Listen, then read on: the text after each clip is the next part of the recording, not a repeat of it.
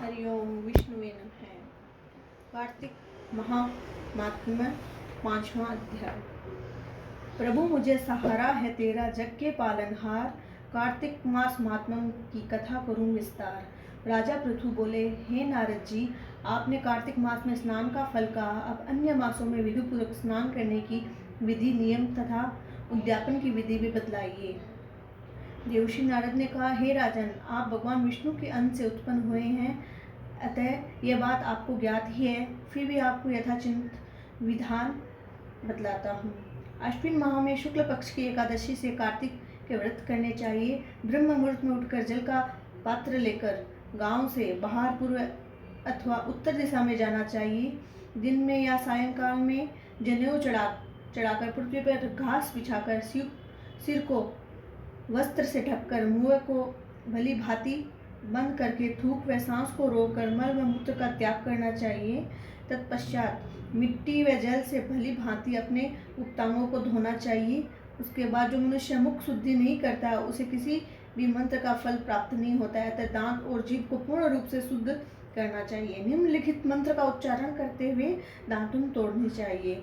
हे वनस्पति, आप मुझे आयु, कीर्ति, तेज, प्रज्ञा, पशु, संपत्ति, महाज्ञान, बुद्धि और विद्या प्रदान करो। इस प्रकार उच्चारण करके वृक्ष से 12 अंगुल के दांतुल ले। दूध वाले वृक्षों से दांतुल नहीं लेना चाहिए, इस कारण कपास, कांटेदार वृक्ष तथा जले हुए वृक्ष के भी दांतुल लेना मना है।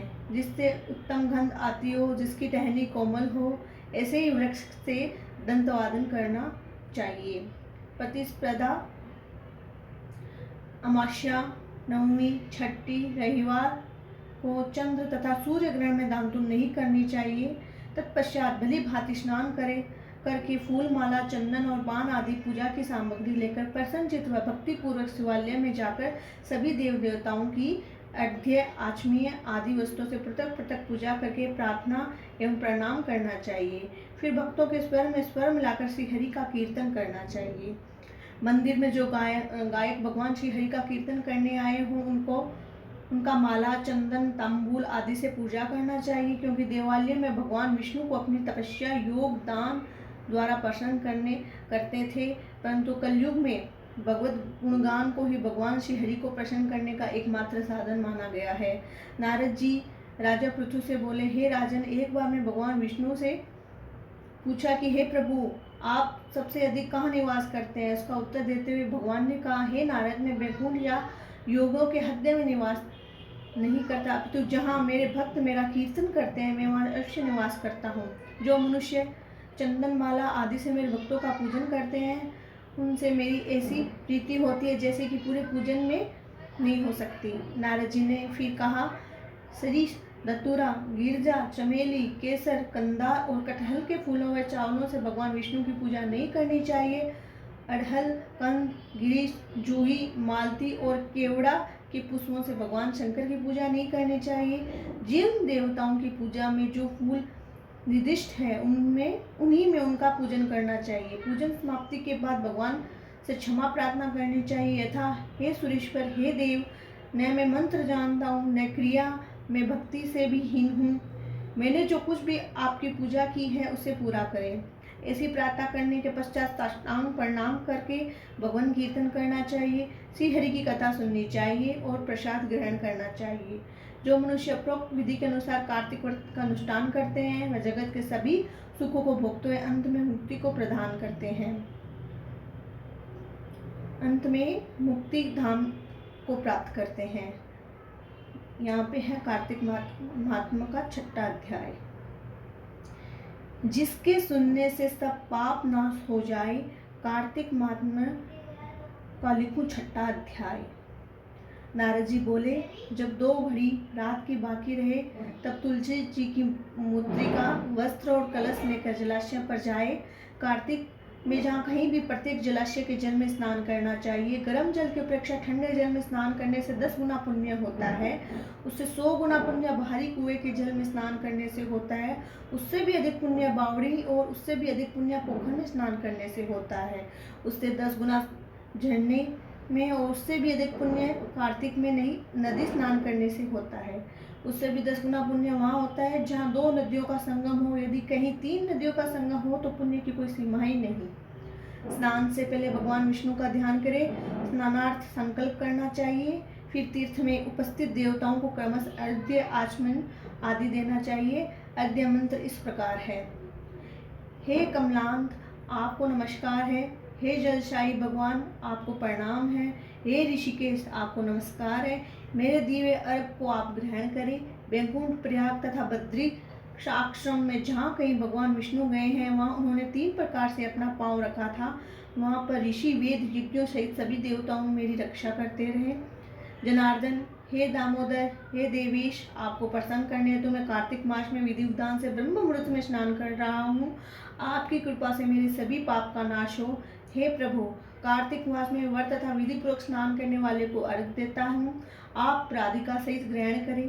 हे कृष्ण, हे बलशाली राक्षसों का संहार करने वाले भगवान, हे पापों का नाश करने वाले, कार्तिक मास में प्रतिदिन दिए हुए मेरे इस अर्घ्य को आप कार्तिक स्नान का व्रत करने वाले सब फल मुझे प्राप्त हो। तत्पश्चात विष्णु, शिव, सूर्य का अर्घ करके जल में प्रवेश कर नाभि के बराबर जल में खड़े होकर विधि पूर्वक स्नान करना चाहिए। गृहस्थी को तिल, आंवले का चूर्ण लगाकर तथा विधवा स्त्री यति को तुलसी की जड़ की मिट्टी लगाकर स्नान करना चाहिए।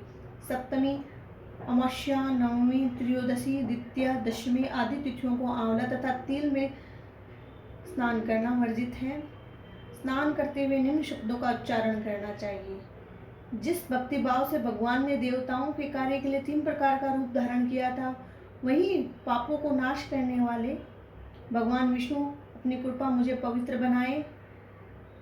जो अमुन्य भगवान विष्णु की आज्ञा से कार्तिक व्रत करता है उसकी इंद्रादि सभी देवता रक्षा करते हैं, इसलिए वह मुझको पवित्र करे। बीजों, रहस्यों तथा यज्ञों से सहित वेदों के मंत्र, कश्यप आदि ऋषि, इंद्रादि देवता मुझे पवित्र करे। अदिति आदि सभी नारियां, यज्ञ, सिद्ध, सर्प और समस्त औषधियों व तीनों लोकों के पहाड़ मुझे पवित्र करें।